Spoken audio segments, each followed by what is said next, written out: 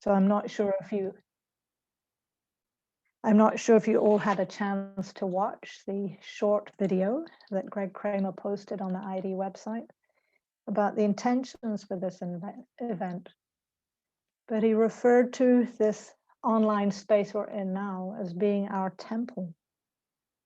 So here we are today in this virtual temple to celebrate the treasures of the Buddha, the Dharma, the Sangha, to recommit to this path of practice that leads to freedom. And in that process, to share our life experiences, to connect with each other, to offer and to receive the mutual support that is so necessary on this journey of awakening together. So that might sound like quite a lot for just one day, just one session, but my aspiration is to have this be somewhat spacious. And so to just give you an overview of this session now, in a moment, I'd like to begin with a short guided meditation. And then after that, I'll offer just a few reflections on the theme for today, followed by a 5-minute break to take care of the body. And then we'll have about 30 minutes for some relational practice so we can explore these themes together. Okay, so that's the overview for this session. And I'd like to start with a short guided meditation now. So just take a few moments to let yourself settle a little more fully into your meditation posture. So we can begin to more fully arrive here together on this day of celebration.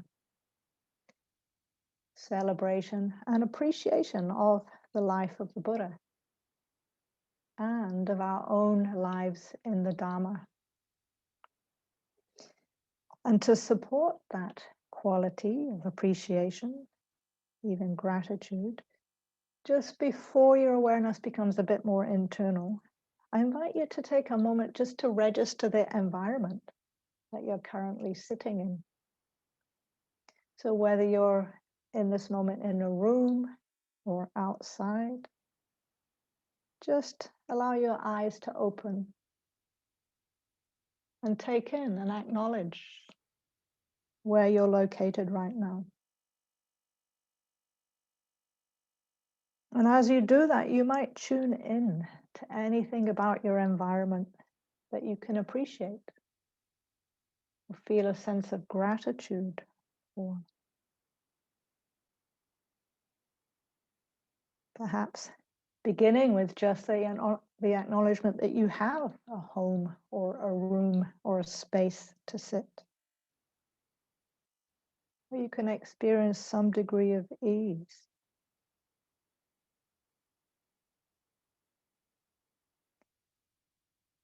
And then within that environment, you might notice any aspect of it that's pleasant, that you can appreciate or even enjoy. So you might notice some objects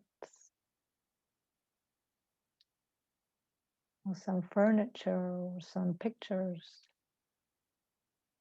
perhaps gifts that you've received from others in the space with you. And just letting in anything that you can appreciate or enjoy in this space with you. Letting that gratitude in.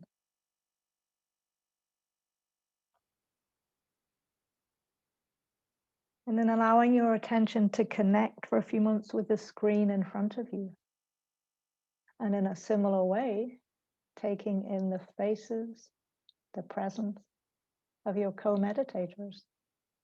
And as you scan across this space, you might notice some familiar faces, some familiar names, perhaps some flickers of recognition. You'll probably also notice some people that you don't know yet. But you can have a sense that every one of us here in this Zoom room has some orientation to these teachings, to the positive benefits that we've had in our own lives. So just allowing any sense of gratitude or warmth or connection that might naturally be there. And let that be a resource as you begin to bring the awareness more internally now. Letting the eyes close if that feels comfortable for you.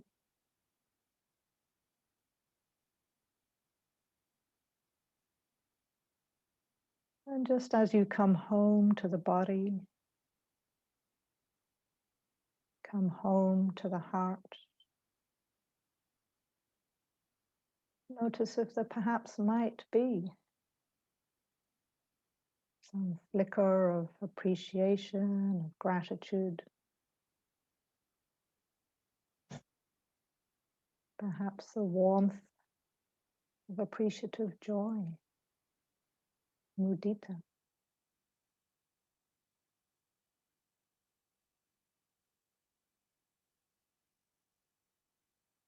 And as you attune to this quality of appreciation, gratitude,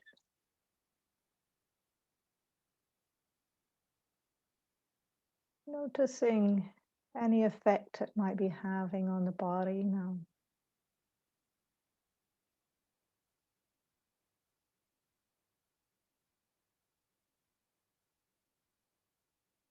Perhaps just a little more openness,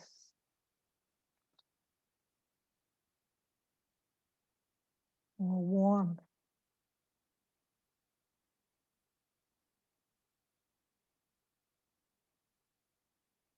sense of softening or ease.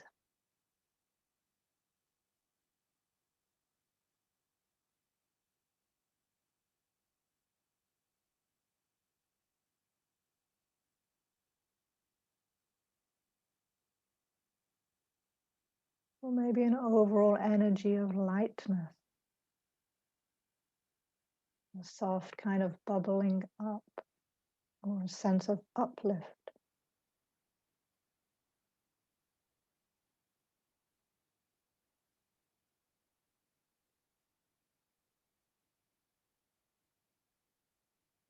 Or perhaps it's more a sense of the mind settling into a quiet contentment.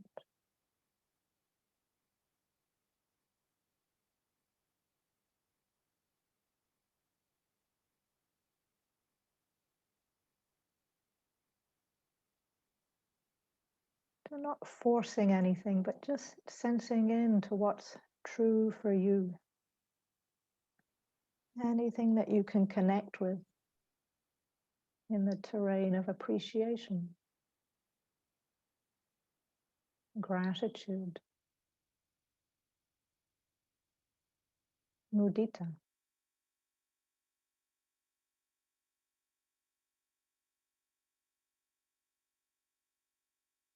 And just allowing yourself to abide, to dwell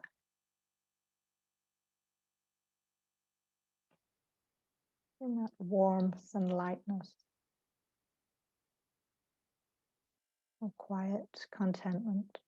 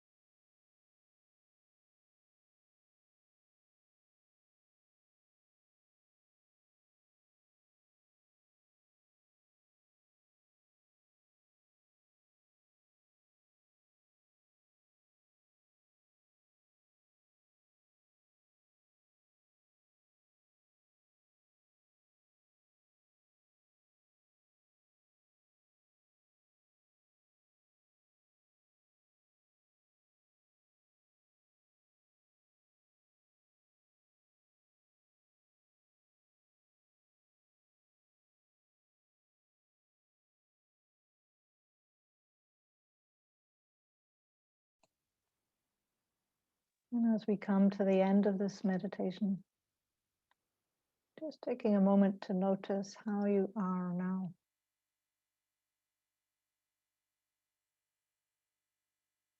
And if there might be just a little more warmth and openness, appreciation and gratitude. But just acknowledging any benefits that have come from this meditation, with the aspiration that they might be shared by all beings everywhere as a contribution to the ease, the happiness, and the freedom of all beings everywhere.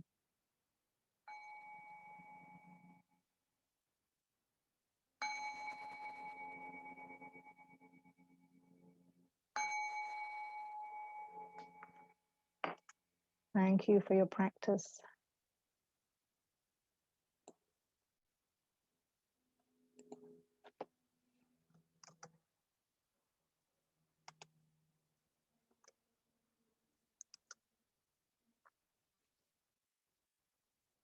Okay. So I'd like to take a few minutes now just to reflect on the topic that I've chosen to explore in this session. It's the theme of the 4 heavenly messengers. Now, it's possible that not everyone here knows what that term refers to. So I'll start with just a bit of context for those of you who maybe are not so familiar with this teaching. So it comes from a legend about the Buddha's own life before his awakening or enlightenment. And it's said that as a young man, he was living a very sheltered and privileged life, having been born a prince in northern India about 2,600 years ago. And back then, he was known as Prince Siddhartha Gautama. And according to the story, his father, the king, tried to protect his son from the harsh realities of life so that he would eventually inherit the throne and continue holding power for the family. And I think most parents can probably empathize with that wish to protect their children from the challenges of life. But in this case, the king took that natural desire a bit too far, and he really enabled his son to live a life of extreme luxury, even hedonism. So it said that he provided his son with 3 different palaces to live in at the different seasons of the year. And he supplied him with all kinds of entertainments, sense pleasures. But in spite of all that, he wasn't able to stop the young prince from getting more and more dissatisfied with that life of total self-indulgence. So eventually, Prince Siddhartha asked his charioteer to take him out of the palace at night and to sneak into the surrounding town. And over a sequence of visits, it said he saw a sick person, a very old person, and a corpse. Now, supposedly, the prince had never seen any of these sights before, and he was shocked to realize that he too was subject to that same fate. And then on the last visit, the 4th visit, he saw a wandering ascetic, a spiritual seeker or contemplative. And the prince was struck by the very different energy, the way of being of that person. And their profound serenity is what inspired the prince to leave the palace and become a spiritual seeker himself.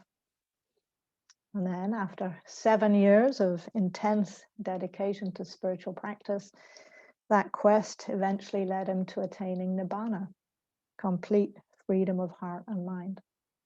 And so from that point on, Siddhartha Gautama became known as the Buddha, the awakened one.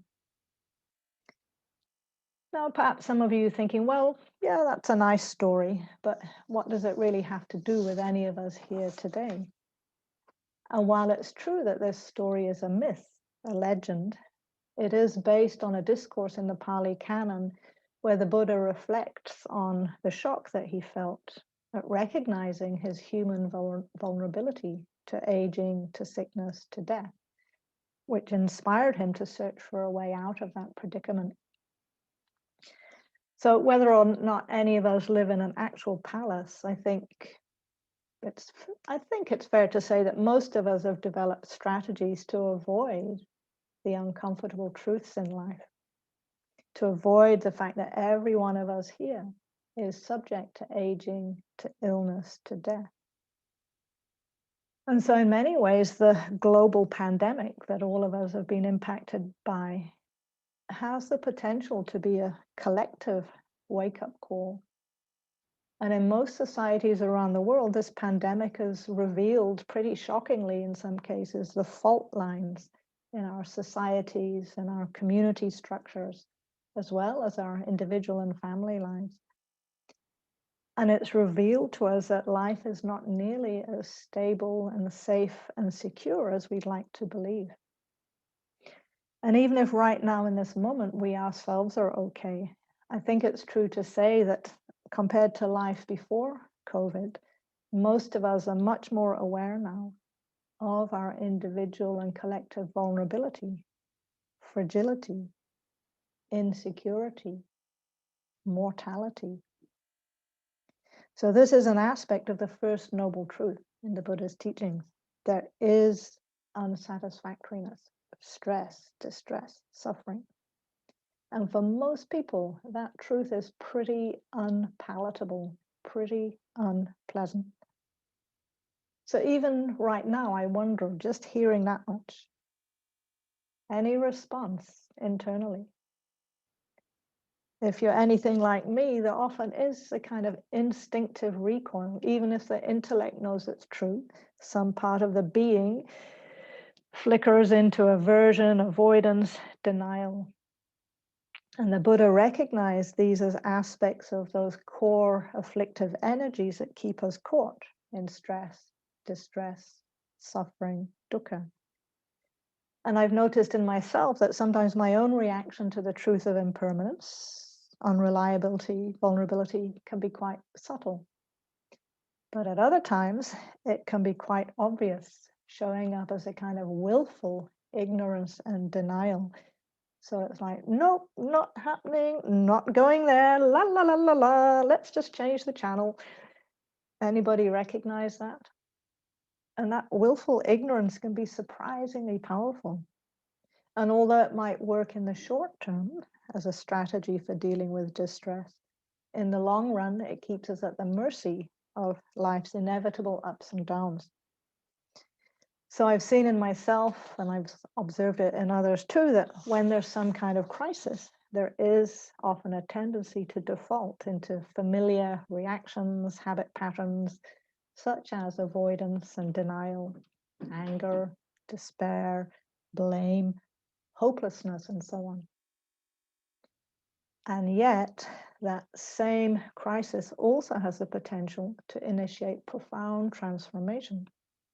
Whether that crisis is COVID-19 or the environmental crisis or social injustice or our own individual and family challenges, all of these can offer us very powerful opportunities to see where and how these default patterns are getting activated and how we can change them, transform them into their opposites, to skillful responses of calm, kindness, clarity, compassion, and wisdom. Because then we not only reduce our own suffering in the midst of those challenges, but we have more capacity to be able to help others to do the same. So symbolically, then, these four heavenly messengers represent the fact that every one of us here is subject to aging, sickness, and death. No matter our life circumstances, we can't escape that truth. And at the same time, we also have the potential to wake up from delusion and to find freedom. So if we explore this story on the metaphorical level, we might start to recognize some universal truths in there. So let's start at the beginning with Prince Siddhartha living in his palace. I'm guessing none of us here lives or has lived in a literal, actual palace.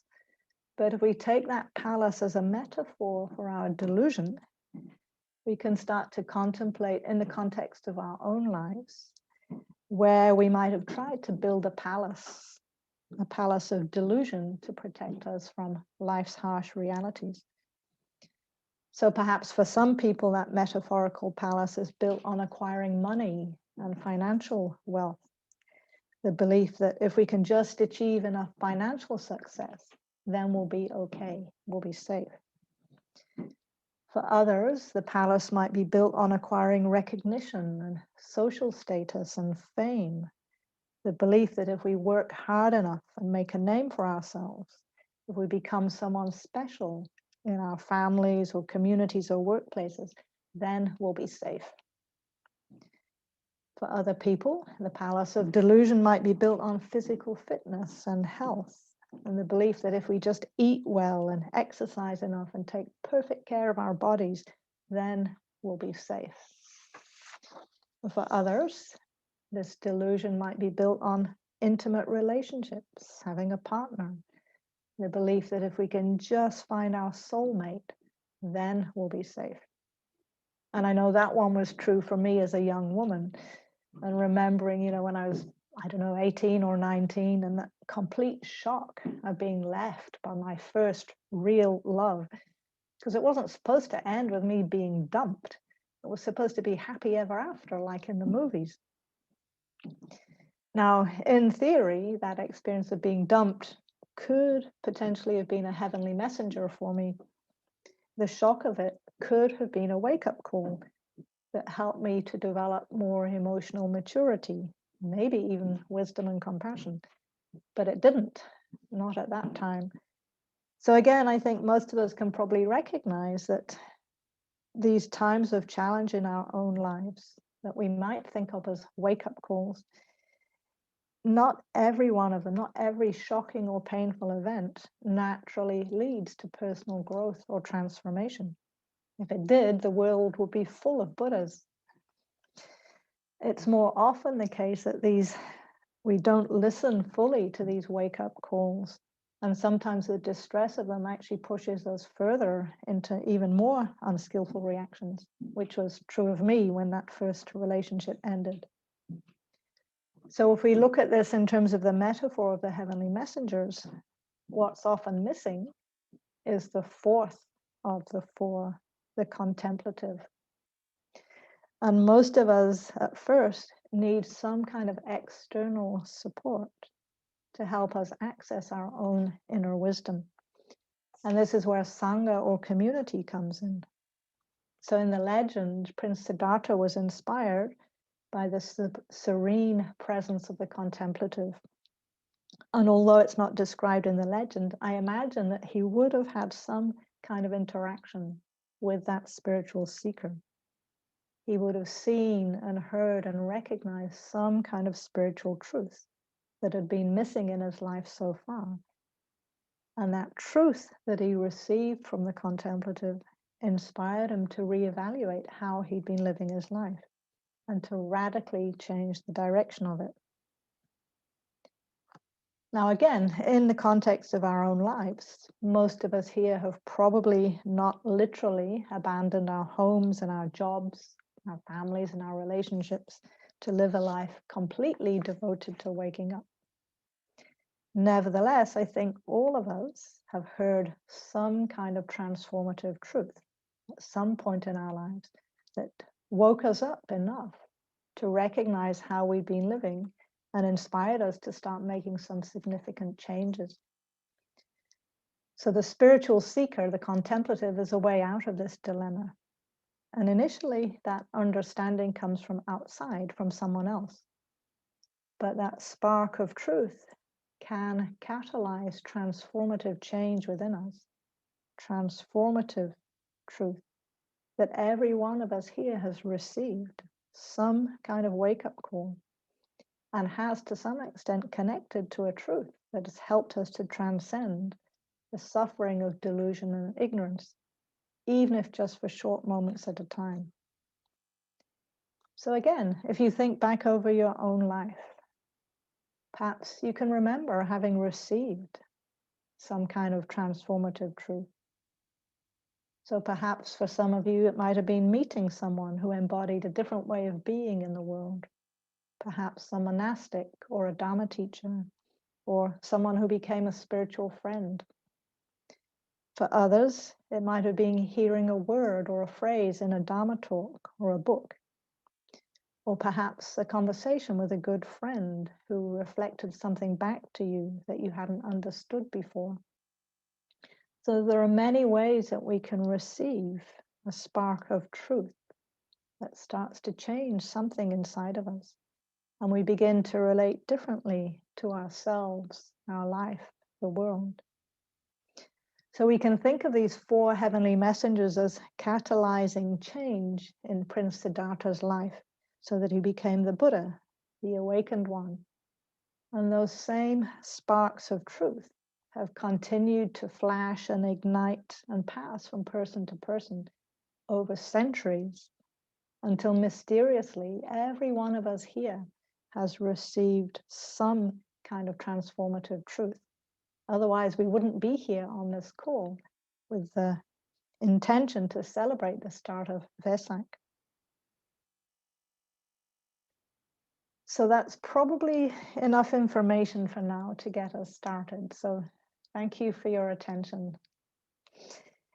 There's a lot I'd like to explore in all of this. And after a short break, as I said, we will have some time to contemplate together how these heavenly messengers might have shown up in the context of your own life. So, for example, perhaps recognizing that you were living in some kind of delusion, and then having received a wake-up call that shocked you out of it, perhaps in the form of an accident or an injury or an illness, or maybe a challenging diagnosis, or the death of someone close to you, maybe the ending of a relationship, or a sudden change in circumstances like loss of a job or of money. But as we know, these events themselves don't always lead to deepening wisdom and compassion. So I invite you to also focus on what helped you to begin to wake up. What kind of transformative truth did you receive? From who? And how has that truth changed your life? So that's just an overview of what we'll be exploring together soon. And when we come back after the break, I will post those reflection questions in the chat box for you. Back. So in a few moments, we'll be moving into breakout rooms, into groups of 3 people, to explore together this myth of the 4 heavenly messengers, and to see if there might be any parallels with our own lives in that shift from living in delusion to beginning to wake up. So just as an overview of what we'll be doing, you each will have 5 minutes to share with your partners, while the other 2 people just listen in silence. And the 2 listeners are really offering the gift of their mindful presence, simply receiving whatever the speaker would like to share. And even as you're speaking, speakers, you will be listening to your own experience too. So you'll be sensing in to what's true for you and to what's worth sharing. So in all of this, there's no pressure to be overly revealing or vulnerable. So just take care to sense in to what feels appropriate for you. And at the same time, knowing that all of us here do have this shared commitment to developing kindness and compassion. And in service of that, we're also committed to confidentiality. So that means not sharing anything we hear in the small groups, in the bigger groups, or beyond that. So we have kindness, compassion, confidentiality to support us. And so when you first arrive in your breakout group of 3, you'll have a couple of minutes just to introduce yourselves. You can share your first name, where you're calling from, and any personal pronouns that you like to use. So for example, he, she, they, and so on. And then when you've introduced yourselves, the first speaker is going to be whoever's name is closest to the letter Z or Z, so the end of the alphabet. And then the second person will be whoever's name is next, closest to the end of the alphabet. And the third speaker, the next closest, or the third speaker will be whoever doesn't have any previous insight dialogue experience. So after you've had a couple of minutes to sort all that out, I'll send you a message inviting the first speaker to begin their contemplation. And then we'll go around until everyone has had a chance to speak. Then there'll be some time for what's known as free flow dialogue. And that means we drop the form of separate speaker and listener and just contemplate together what you discovered. And through all of this exploration, it's the quality of our mindfulness that supports us to be a contemplation rather than just an ordinary conversation. So to support that, you're invited to take plenty of pauses, moments of silence, just to come home to the body and to get that felt sense of the body sitting, to help you stay steady and present as you speak and as you listen. So even right now, we can take a moment to pause just before we move into the breakout rooms and just notice, how are you now? How's the body? Reconnect with the contact of the feet with the floor and the contact of the sitting bones with the cushion. A simple knowing of the sensations of breathing in and breathing out. As you gently relax any sense of anticipation or anxiety that might be present now. So softening, relaxing, and see if you can orient to what you can appreciate and even enjoy about this opportunity to share and contemplate the Dharma together. Okay, so I will post the contemplation questions for everyone in the chat box now. So if you open your chat box, you should see that list of contemplations to refer back to. And some of you might be in a group of 2. So when you get the invitation for the third speaker to speak, you can move into free flow dialogue at that point. Okay, so I invite Sky, if you're ready, Sky, to move us into the breakout rooms. Thank you very much. And I will send you the prompts of when it's time to change to the next session in the sequence.